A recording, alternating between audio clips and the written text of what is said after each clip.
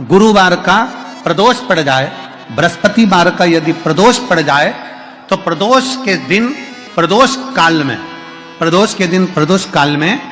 किसी शिवालय में जाएं, शंकर के मंदिर में जाएं, एक ही दिए के अंदर एक फूल बाती, कैसी बाती है? फूल बाती, और उसी दिए के अंदर एक लंबी बाती, दो बाती।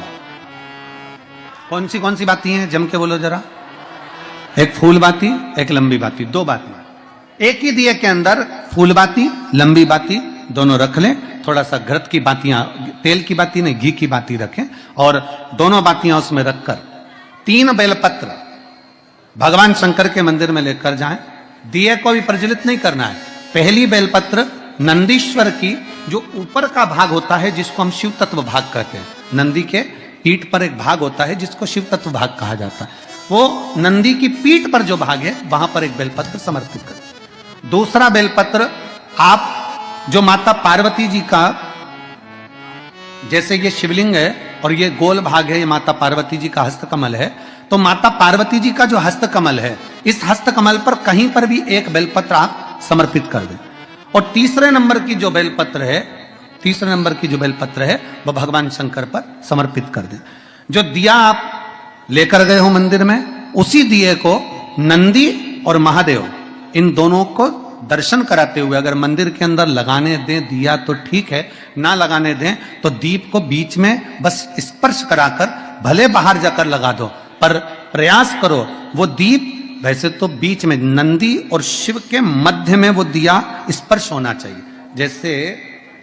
ये नंदी है और ये शिव है, तो इसके मध्य में दीप स्पर्श कर ले, भले उसको जलाने ना दे, पर स्पर्श मात्र कर अगर आपने एकांत में कहीं पर भी ले जाकर लगा दिया, उस दीप को जला दिया, तो गया हुआ कितना भी करोड़ रुपया हो, वो धीरे धीरे कर गया हुआ धन हमारा वापिस आता ही है।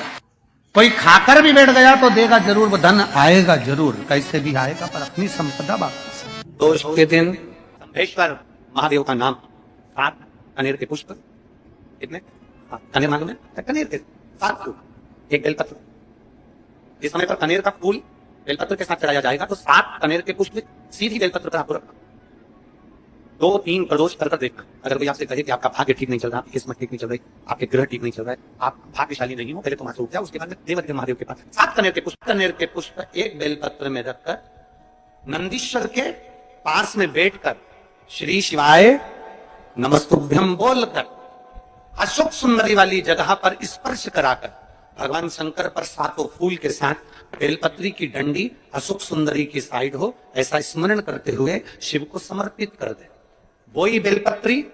5 बार नमः शिवाय या पंचाक्षर मंत्र, षडाक्षर मंत्र या श्री शिवाय नमस्तुभ्यम बोलकर वही बेलपत्री 3 प्रदोष, 4 प्रदोष, 5 प्रदोष, 2 प्रदोष, जितने प्रदोष आप चढ़ा रहे हैं प्रदोष काल में, वो बेलपत्री लाकर अपने कक्ष में अपने पूजन वाले स्थान पर रखते जाओ। एक बेलपत्री एक प्रदोष पर लाओगे, अगला प्रदोष आएगा, कितना अंतर पड़ता है आपके भाग्य बदलने में, आपको खुद मालूम पड़ जाएगा कि आपकी किस्मत कैसे बदलती। मेहनत आपको करना है, श्रम आपको करना है, आपको लगाना, और बेलपत्री और कनेर का पुष्प शिव चालू करो प्रदोष चढ़ाना। शिव कथा कहती है नंदी का एक पांव जो ऊपर होता है, आप लोगों ने दर्शन करे होंगे शंकर जी के मंदिर में नंदी के, तो नंदी का एक पांव उठा हुआ होता है, एक पांव नीचा की ओर होता है।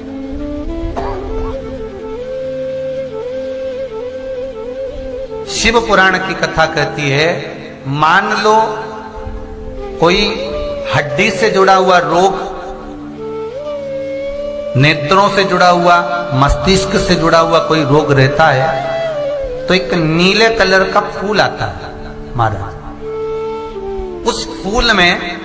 हल्दी डालकर गुरुवार का प्रदोष पड़ने पर जो नंदी के पांव के पास समर्पित कर देता है महाराज, उसका रोग धीरे धीरे समाप्त होने लगता है।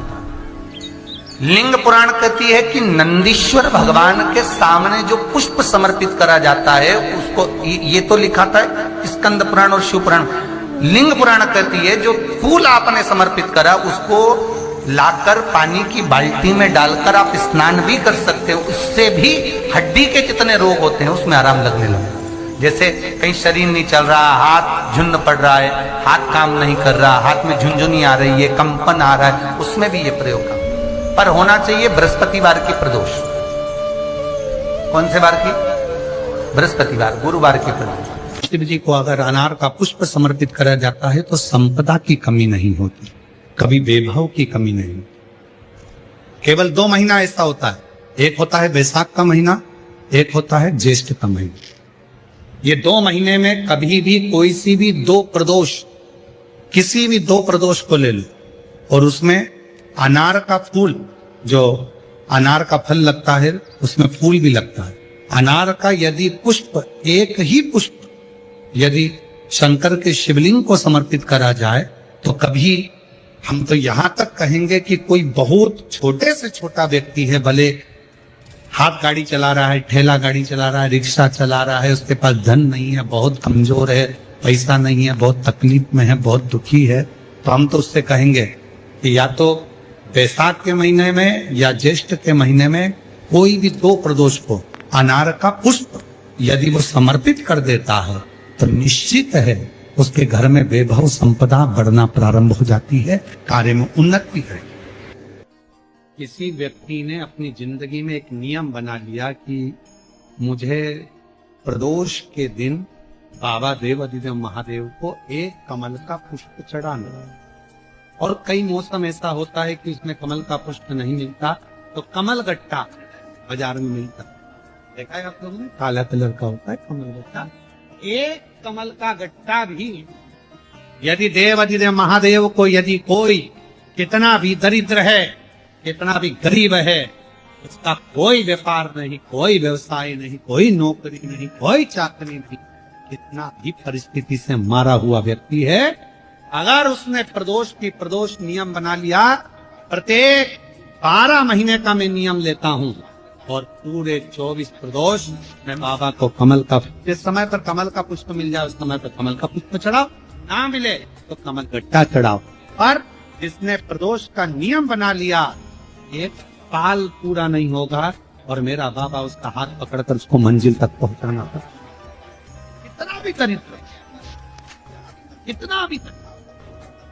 ये लोमश ऋषि की कथा कहती है, ये लोमश बाबा का चरित्र कथा, कितनी भी गरीब परिस्थिति क्यों ना हो, कितना भी दरिद्रपन क्यों ना हो, कुछ नहीं घर में, प्रदोष काल का दीप, प्रदोष काल की आराधना, प्रदोष काल की साधना और प्रदोष काल में परमात्मा का लिया गया नाम हमारे करोड़ों करोड़ों करोड़ों करोड़ों पुण्य को प्रबल कर देता है और हमारे पाप को छिन्न कर देता है। हमारे पाप, महीने में 2 प्रदोष होती है, एक माह में 2 प्रदोष। प्रदोष का मतलब क्या है? सूर्य डूब रहा हो, चंद्र उदय प्रकट हो रहा, सूर्य का डूबने का समय, चंद्र के प्रकट होने का समय, जो सूर्य के डूबन का जो समय होता है, डूबने के कुछ पल से प्रदोष का कार्यकाल प्रारंभ, प्रदोष प्रारंभ। प्रदोष का मतलब क्या है? हमारी जिंदगी के जितने जितने दोष हैं, हमारे जीवन के जितने जितने दुख हैं, हमारी जिंदगी के जितनी जितनी तकलीफें हैं, हमारे जीवन के जितने जितने कष्ट हैं, संध्या काल में प्रदोष के दिन सूर्य अस्त के टाइम पर यदि 1 लोटा जल देवाधिदेव महादेव को चढ़ जाता है तो हमारी जिंदगी के जितने दोष हैं 2 मिनट के अंदर शांत हो।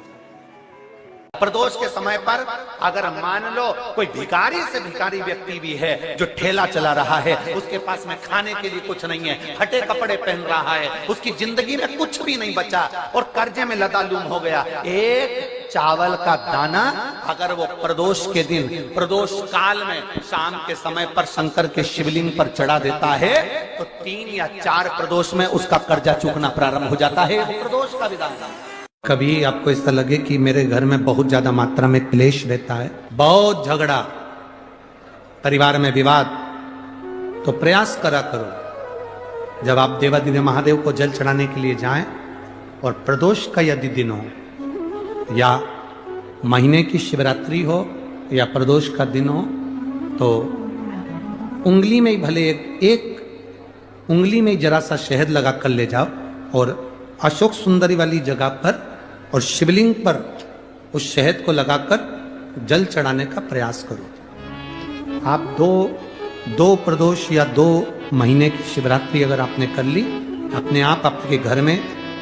क्लेश समाप्त होता चले जाएगा, शांति बनना प्रारंभ हो जाएगा। शहद में वो फल है, मधु में वो फल है।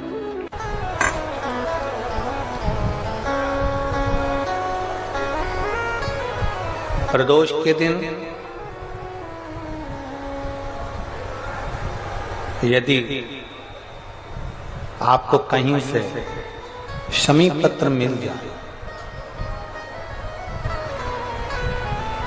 प्रदोष के दिन यदि कहीं से आपको शमी पत्र मिल जाए और प्रदोष काल में, प्रदोष का जो समय होता है, शाम का जो समय होता है प्रदोष काल, 4 प्रदोष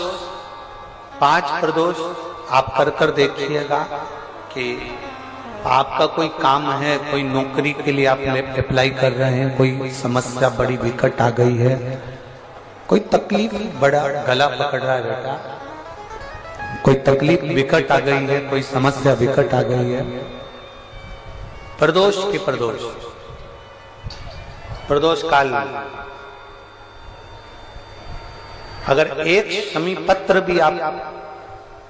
घर के शिवलिंग को, अब ये करने के लिए आपको मंदिर के शिवलिंग नहीं जाना, अपने घर में जो शिवलिंग,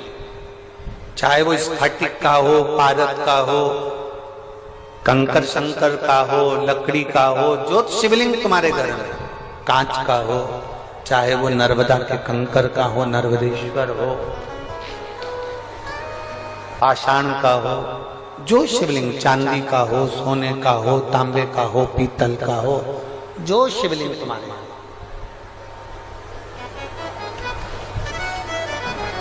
एक शमी पत्र यदि आप भगवान शंकर के शिवलिंग पर समर्पित कर रहे हो और उस शमी पत्र को उठाकर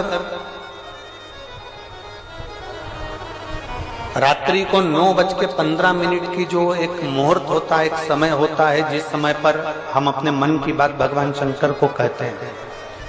पूर्व में भी इसका वर्णन हम कर चुके हैं कथाओं में। उस 9:15 पर वो शमी पत्र को उठाकर एक कागज में, एक कटोरी में उसको रखते थे। 4 या 5 प्रदोष के उस शमी पत्र को अपने पास में रखिए और जिस कार्य के लिए जा रहे हो उसको जेब में ऊपर के भाग में उसको रखकर लेकर जाइए, आपका वो कार्य सफल होकर ही रहेगा, वो रुक नहीं सकता। उस शमी पत्र में इतना बल होता है, प्रदोष का जो शमी पत्र होता है वो बड़ा बलवान होता है। बंदर वाले में इतना बल होता है। बंदर दरवाजे पर लगाने का अलग अलग क्रम है। जब घर में बच्चा नहीं होता, 20-20 साल तक, 15-15 साल तक, 18-18 साल तक जब औलाद नहीं होती, 4 साल शादी के हो गए, 5 साल हो गए, दवाइयां भी ले रहे हैं, इलाज भी करवा रहे हैं, सब कुछ कर रहे हैं, फिर भी संतान नहीं हो रही, तब जब तुम्हारा मन कर जाए, तुम्हारी इच्छा कर जाए, तो पीपल का पत्ता और आम का पत्ता, इन दोनों की बंदर वाला प्रदोष के दिन अपने घर के दरवाजे पर बांधना चालू कर दो। एक प्रदोष से दूसरे प्रदोष तक वो बंदी रहना चाहिए, फिर वो ठंडी करो, दूसरे प्रदोष से तीसरे प्रदोष तक बंदी रहना चाहिए। ऐसा जब 4-5 प्रदोष तक वो बंदरवाल बदलती रहेगी तो निश्चित है कि एक ना एक दिन मेरा भोले बाबा तुम्हारे दरवाजे पर संतान की प्राप्ति तुम्हारी गर्भ से जरूर करेगा। बंदरवाल में इतना बल होता है, बंदरवाल में इतना बल होता है। बंदर, मेरी जीजियों से निवेदन है, कभी कभी ऐसा लगता है शरीर में अगर कोई गांठ पड़ जाती है, बच्चादानी में गांठ आ गई, चेस्ट में गांठ आ गई, शरीर के कोई अंग में गांठ आ गई, घबराना नहीं है, डॉक्टर का इलाज करवाओ, दवाइयां लो, साथ में एक नियम बनाओ, प्रदोष काल में 2 दीपक शिव जी के मंदिर में लगाओ और एक चावल का दाना शंकर भगवान पे चढ़ाना प्रारंभ करो। वही चावल के दाने को वापिस उठाओ। अगर प्रदोष का व्रत नहीं है तो उसी दिन खाओ, और अगर व्रत है तो दूसरे दिन उस चावल के दाने को जरूर खाओ। धीरे धीरे वो गठान जो शरीर के अंदर है वो गलना प्रारंभ हो जाती है। थोड़ा दिन करोगे आपको उसका फल प्राप्त होना प्रारंभ हो जाएगा। एक चावल का दाना भी चंद्र का प्रतीक है। चंद्र का, सभी लोग साथ में बोलेंगे, बोल चंद्रशेखर महादेव की। शंकर भगवान को प्रसन्न करना है तो एक धतूरा, एक चावल का दाना, धतूरा चढ़ाओ शिवलिंग पे, चावल का दाना सुंदरी की, हाथ रखो चावल के दाने पर और शिव जी से अपने मन की बात प्रदोष के दिन, प्रदोष काल में, शाम के समय चंद्रमौलेश्वर महादेव का नाम लेकर कह दो। 3 महीना तो जाने दो, 3 दिन में वो बाबा मुराद पूर्ण करना प्रारंभ कर देते।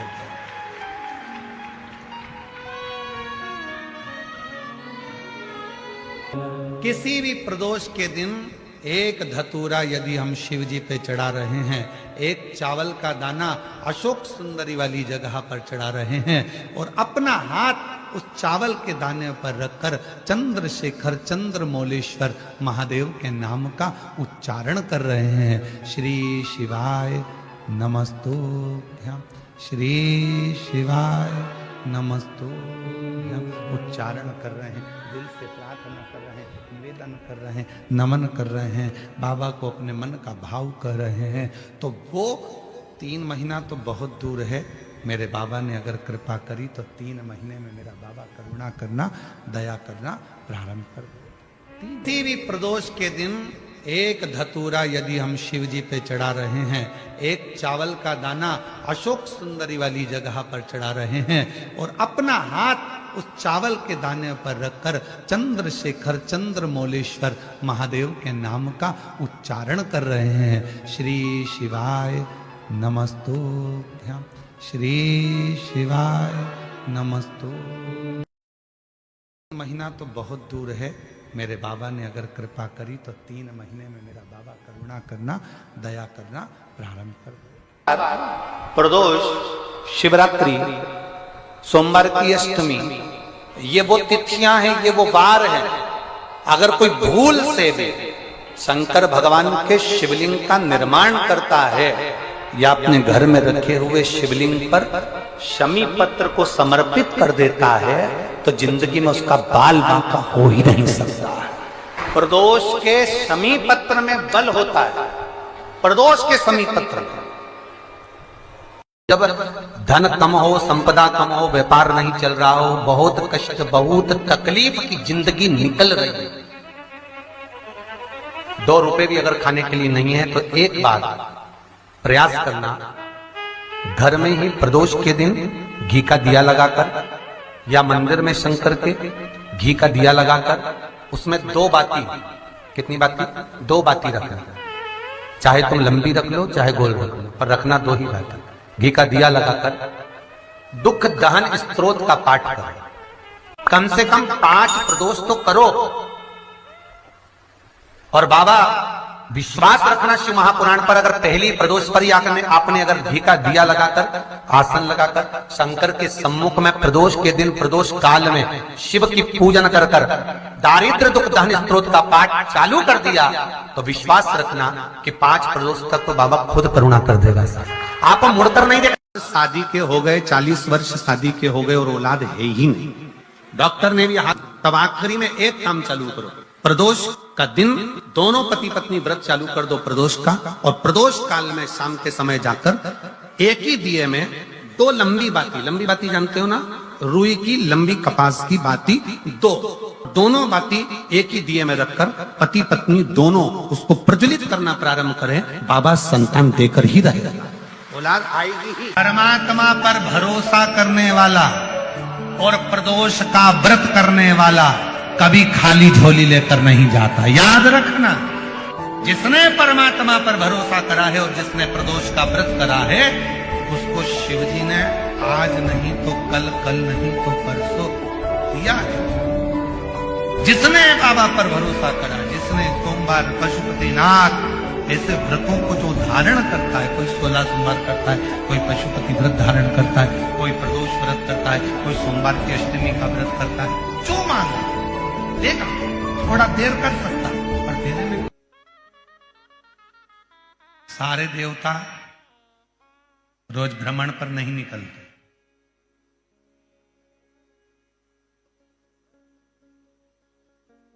33 कोटि देवता में केवल एक देवता है, देवाधिदेव महादेव, जो प्रतिदिन प्रदोष काल में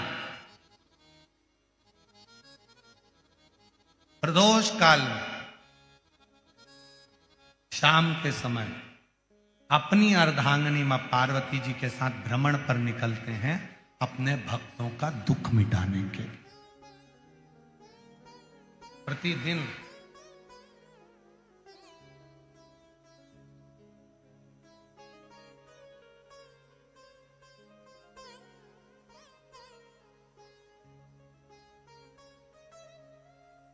पहले दिन की कथा में